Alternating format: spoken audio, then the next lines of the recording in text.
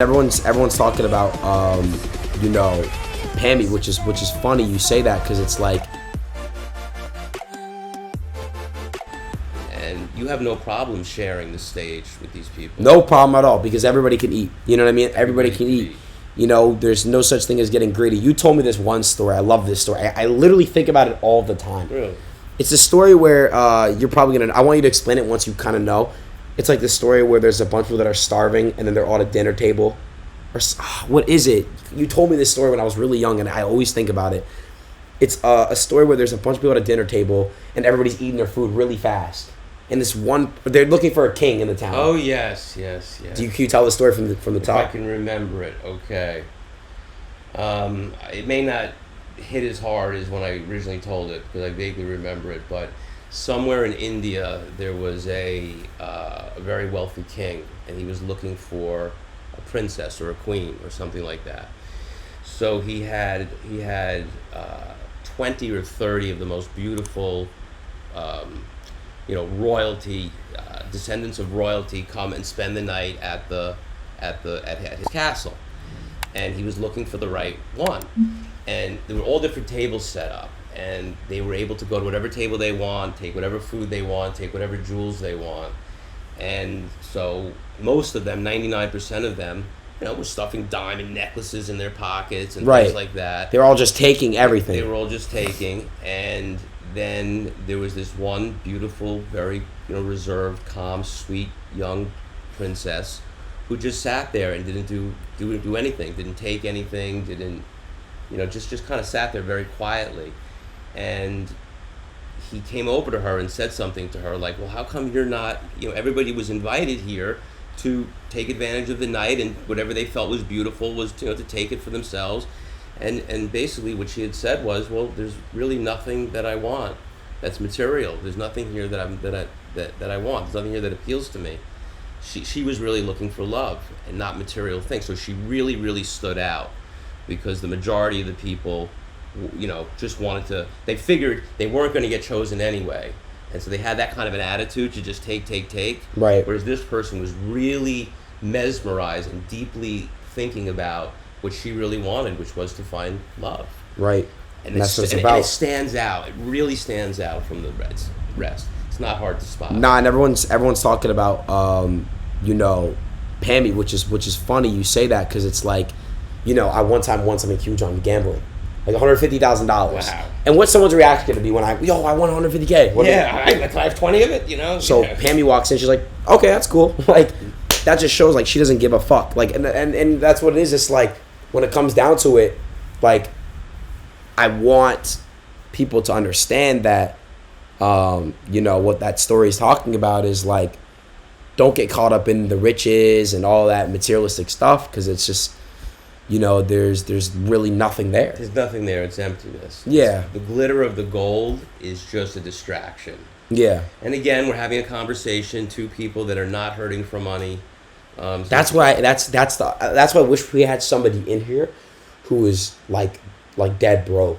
Almost. Well, but we've been there before. I remember that. I've been wealthy and I've been broke maybe 5 times in my life. Do you remember that one time you were so broke we had this little trailer home? People think that I come from money. I do, but I don't. We've had money. We have, but it's gone away. So you remember we were in this little trailer home. I think like a 2-bedroom. Oh, it was like a dollhouse. It was a $600 a month rent. Yes. By the way, it's one of my favorite houses. Oh, we had the best memories. Yes. We had the best memories. Yes. So you're supposed to dab me up, like that. Okay, Yeah. Thank you for teaching me. Dad, do you remember you bought like the $600 car and I used to have to kick it to get to school in the morning to start it up? It was so funny. This car wouldn't start. It was a $500 car because my car blew up. This is all I could afford. It was a $500 car. And often in the morning we'd get in the car and I'd just be praying it would start so I could get him to school. And finally we figured out if you kicked underneath the dashboard, somehow the wires would fix and it would start up. So I'd be half asleep drinking my coffee. I'd go to start it wouldn't start. And his foot would just automatically kick and then it would start. And we wouldn't even look at each other. It became so common. I know, we just knew. All right, it's time to get to school. I remember you would wake me up like 5 minutes before I'd have to even I would wake up, put clothes on, go under that little heater thermos thingy. Yes. You'd make me breakfast, and we would just go to school. I'd have to kick the car. That was hilarious. Crazy. But it's just like times like that were so good. Yes. That's why, like, like I look back, and obviously that's called nostalgia, right? Yes, You don't- nostalgia is when you only really remember The good. You Yeah. know there was bad. So there's bad, of Yeah. course. But all I remember is I used to come home from school every day, play video games. You didn't give a fuck. You let me do my thing. I do remember one time though, I played so much video games. You had me quit for like 6 months to get an iPod or something like that. Do you remember that? Yeah, vaguely. I don't know if it was 6 whole months. It was like 3 months. Yeah. You just wanted me to take a break because I was going too crazy. But yeah, you were really getting too nuts with it. You would be up at 5, 6 o'clock in the morning. and I was like 10, Yeah. playing the Call of Duty Black Ops 1. You'd buy me all the map packs and stuff. Yeah. I was crazy. It's just so crazy. Like I've been playing video games my entire life. I was I born took into so it. much shit from people in the family. They're like, "You're ruining this kid. How could you let him do this?" And the shit I used to take from family members and people that thought I was abusing. I know who you're talking about. Yeah. And I'm like, listen, he's passionate about it. Look at this big smile on his face. How could that be wrong, you know? Yeah, exactly. Damn, I really, and I'm just saying this, Dad, you are really one of a kind. You're my best friend, and not just that. Like, you're a dad for probably people in this chat right now. People some people don't even have dads, and it's just like I appreciate you. I love you. I love you too, son. And I don't want to cry right now, but Yeah, that's okay. just know like you're really that guy. Like I wouldn't be where I'm at without you, and Well, I love you so much that when you don't call me and 2 weeks go by, I'm actually happy. but I hate that. But I'm happy because I'm saying to myself, all right, he doesn't need anything. He must be having fun because he's not thinking of me, which is okay. And when you really love somebody, really all you want for them is what they want for themselves. So yeah, I miss you a little bit, but I think about you. I'll look at your picture and I'll be like, he must be doing great.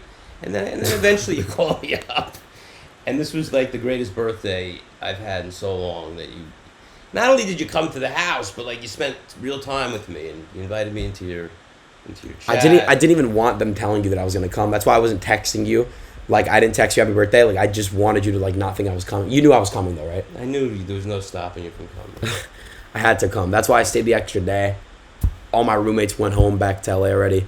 But it's crazy. It's just really crazy. Take your time a little bit though, Adin. Take a deep breath. Take a step back out of the picture a little bit, and find something that you and Pammy can do that's away from this. I know this is your life and they depend on you, but I know they'd want you to recharge, even if it's 1 day a week, 1.5 days a week, sometimes 2 days a week, where you're just doing something for you too. No electronics. Yeah. Whatever it is, because when you do come back, you're going to be 10 times the guy you were if you didn't go away, and you need that for your health. I think this June, it's just been June and May have been my most mentally drained months. Just drained. You're right. I gotta find a pace. It's not a sprint. It's a marathon, right? So it's like Yes. I'm in this social media shit for a long time. I gotta find my pace. I gotta find my rhythm, and I'm just so new to it. It happens so fast. It happens so fast. Like it's so fast. It's like actually like to the point where it's overwhelming, and it's like it really makes you kind of like it's scary. It's scary. It really is. Shows you what's possible. But I like what you just said. Slow and steady wins the race. There's an old story, the tortoise and the hare. Like the tortoise goes very slowly but nice and steady. Yeah. And the hare speeds along and then like rests and chills out and parties. But that hare, that tortoise will always win. Slow and steady wins the race. And that's some advice that you'd want to give your people. Never give up. Slow and steady wins the race. You know when it's time to fucking add fuel to the fire and when it's not. Yeah. But Adin, you got to take care of yourself so you can take care of your people. And I'm hearing that message from you. That you're getting burnt. And Pammy seems to be wonderful. I got to know her a little bit. Yeah, she's awesome. She's awesome. You're very lucky. Yeah, I am. But back onto what I was saying is